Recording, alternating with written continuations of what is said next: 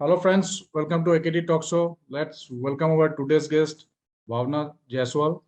ये एक long jumper है और पोइट्री भी करते हैं। मैंने इनको इंस्टाग्राम में देखा हुआ है कि बहुत सारे पोइट्री है और पोइट्री पेश करने का एक अलग अंदाज भी है।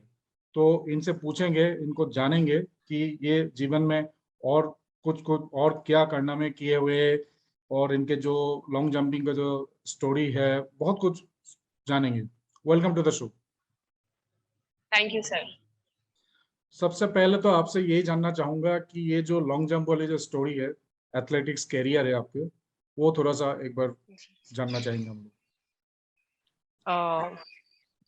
सर मैं स्कूल में थी जब मुझे लॉन्ग जंप के बारे में पता चला या एथलेटिक्स के बारे में पता चला, या कह सकते हैं कि पता चला कि मैं किस चीज में अच्छी हूँ और मैं किस चीज को अपना पैशन बना सकती हूँ। तो 8th क्लास में मैं थी, तब मेरे कोच ने मुझे देखा और मेरी हाइट की वजह से मुझे कहा कि तुम्हें लॉन्ग जंप करना चाहिए, और मुझे बताया कि लॉन्ग जंप क्या होता है।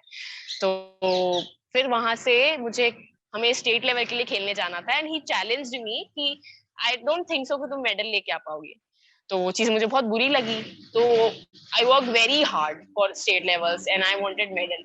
तो मैंने बहुत मेहनत की और उसके बाद मैंने मेडल जीत लिया। मुझे सिल्वर मेडल मिला था मेरे पहले स्टेट मीट में, एंड वो इतने खुश थे कि उन्होंने मुझे गोदी में उठा लिया। He was so happy that time.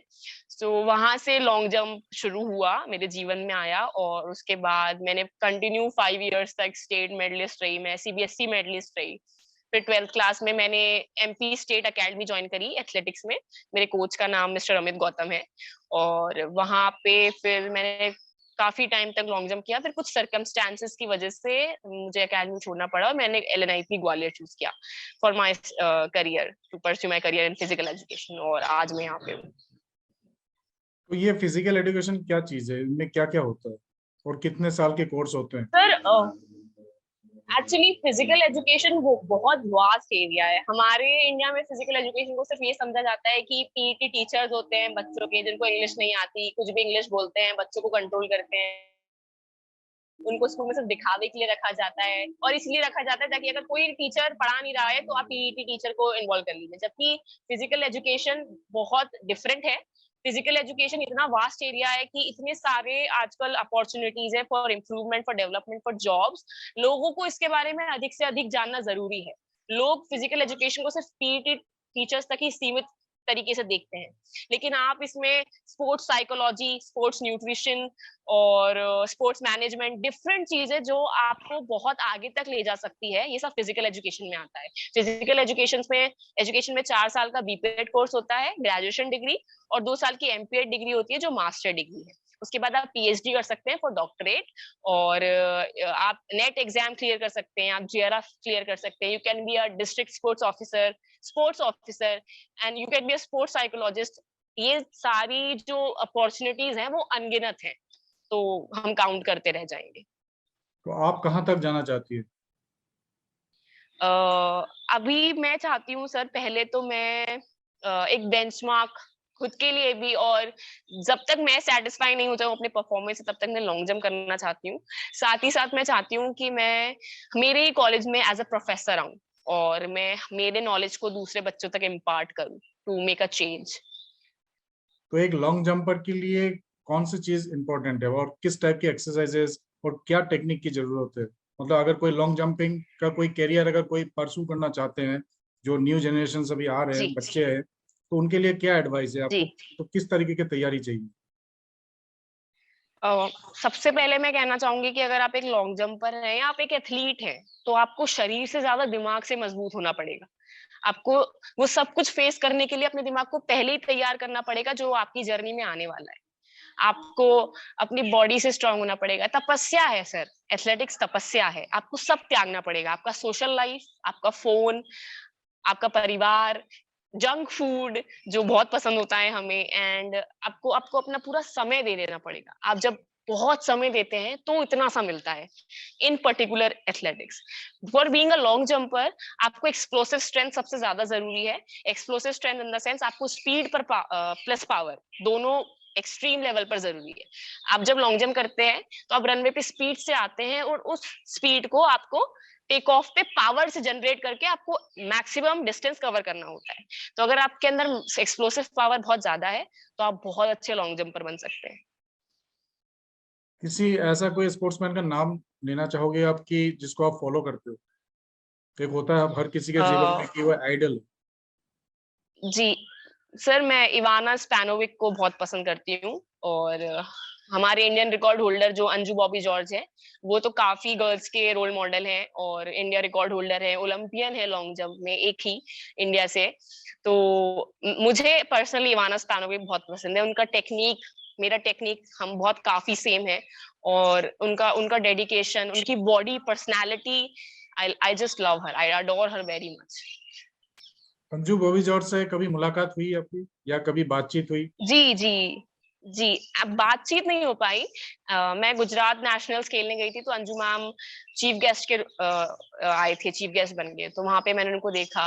उनकी height, God, she is so tall and वो लगते हैं कि yes she is the long jumper जो इंडिया रिकॉर्ड होल्डर, यही इंडिया रिकॉर्ड होल्डर हो सकते हैं। तो she is very nice, very humble. आपका एक और स्टाइल है जो मैंने इंस्टाग्राम में देखा हुआ है, पोएट्री वगैरह करते हो, तो वो एक पेश करने का जी एक जी। अलग अंदाज है। तो ये athletics career plus poetry then फिर फिजिकल एजुकेशन, ये तीनों का कॉम्बिनेशन के बारे में क्या कहना है? हाँ, सब काफी लोग ये बोलते हैं कि बहुत अजीब है, एक मतलब एक एथलीट पोएट कैसे हो सकता है या लिख कैसे सकता है, बिकॉज एथलीट्स को जनरली ऐसा कंसिडर किया जाता है कि वो थोड़ा एक्स्ट्रा करिकुलर में नहीं होंगे तो ज्यादा बेटर है, अपने गेम से काम रखें। पर सर पोएट्री, कविता क्या है? आप अपने आप को खोल दें, आप अपने आप को एक्सप्रेस कर दें, आप अपने मन की भावनाओं को कागज पर उतार दें। एथलीट बहुत फ्रस्ट्रेशन में होता है, उस पर तब प्रेशर होता है परफॉर्म करने का। और हमारे दिमाग में इतने सारे थॉट्स दौड़ते रहते हैं, इतने सारे, कि उनको कंट्रोल करना बहुत मुश्किल होता है। इसलिए साइकोलॉजिस्ट भी ऐसा कहते हैं कि अगर आप उनको लिख देंगे तो आपका भार थोड़ा कम हो जाएगा। तो मैं भी कुछ सर्कमस्टेंसेस से गुजर रही थी और उस वक्त मैंने लिखना शुरू कर दिया। और जो लिखा, उन जिनको पढ़ के सुनाया, उन लोगों को काफी अच्छा लगा। मेरी माँ को सबसे पहले सुनाया तो शी वाज लाइक, आप तो बहुत अच्छे हो इस चीज में। और फिर मुझे बोला गया कि क्यों ना इन शब्दों को तुम अपनी आवाज दो, लोगों तक पहुंचाओ। तो मैंने कोशिश की, मैंने इंस्टाग्राम पेज बनाया, मैंने शब्दों को आवाज दी, जो खुद लिखा है या जो मैंने पढ़ी है अच्छी चीजें, उनको मैंने सिर्फ अपनी आवाज दे दी। बहुत सारे लोगों को जो मुझे पसंद करते हैं, वो चीज उनको इतनी पसंद आ गई कि वो चीज एकदम से बूस्ट हो गई। मैंने भी नहीं सोचा था कि वो इतना आगे चला जाएगा। तो काफी नया था, काफी मुझे खुद अचंबा हो गया देख के कि एकदम से कैसे हो सकता है ऐसा। तो मैं बहुत अपने आप को बहुत खुशकिस्मत मानती हूँ कि मैं आज इस स्टेज पे हूँ, कि इतने सारे लोग मुझे पसंद कर रहे हैं सिर्फ मेरी आवाज की वजह से। तो भगवान की देन है शायद। तो दो तीन पोएट्री हो जाए अभी।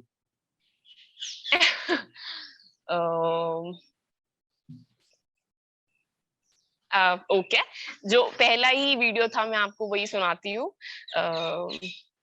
आज तुम तुम्हारे साथ हो, बस वही काफी है। जीवन में थोड़े थोड़े तो लम्हे मिले हैं, बाकी सब माफी है। गलती करने से नहीं, दोहराने से। तो मेरा क्वेश्चन ये था कि जो पोएट्री इंस्टाग्राम में मैंने देखा हुआ है, तो कुछ दो तीन पोएट्री अगर आप सुनाना चाहते हो तो एक बार प्लीज बता दीजिए।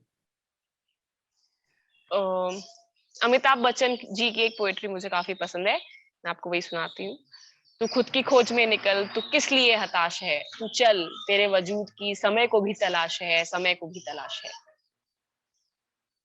एक और कुछ विल पावर, कुछ माइंड को स्ट्रॉन्ग करने के लिए। ओके,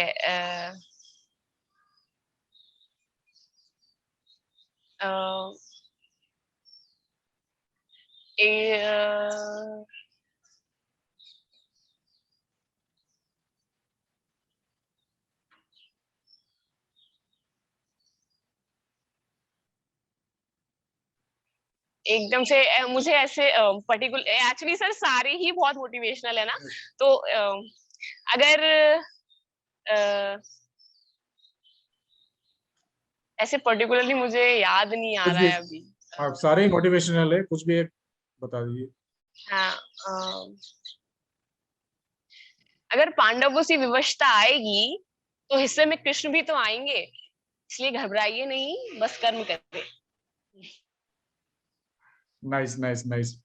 आगे फ्यूचर में आपको क्या करना है, क्या बनना चाहती है आप, और क्या चीज आपको करना है, और क्या चीज करके आपको होता है ना जैसे दिल को सुकून सा मिलता है, तो आगे वो चीज क्या करना है, आपका फ्यूचर प्लानिंग क्या है? सर जो सेटिस्फैक्शन वाला अगर आप पूछेंगे कि मेरे दिल में क्या है, तो मैं इंडिया खेलना चाहती हूँ। मैं चाहती हूँ कि मैं इंडिया को रिप्रेजेंट करूँ लॉन्ग जंप में, मैं एक बेंचमार्क सेट करूँ बाकी की गर्ल्स के लिए कि एक एथलीट सिर्फ एथलेटिक्स तक ही सीमित नहीं है, वो सब कुछ कर सकती है। एक गर्ल जो वो चाहती है, उसके पास सारी अपॉर्चुनिटीज हो सकती हैं।